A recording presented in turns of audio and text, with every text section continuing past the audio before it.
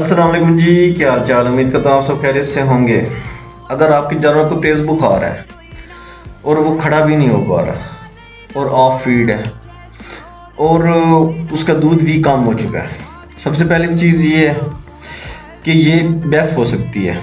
इसमें बाज़ों का इस तरह होता है कि जानवर को तेज़ बुखार होता है लेकिन उसका दूध बहुत कम हो जाता है, वो लंगड़ा हो जाता है और आहिस्ता आहिस्ता इसमें वो जो है ना बैठ जाता है।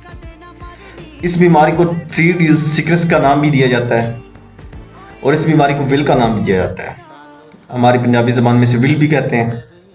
ये बीमारी क्यों होती है, किस वजह से होती है, सारी बात करेंगे इस वीडियो में। भी आज की वीडियो बहुत इंपॉर्टेंट होने वाली है, वीडियो को स्किप मत कीजिएगा, एक एक मिनट बहुत कीमती है। सबसे पहले बात करते हैं कि इसकी वजह क्या है, ये बीमारी किस वजह से होती है। ये बीमारी बारिशों और मच्छरों के मौसम में होती है। जैसे कि आजकल का मौसम चल रहा है,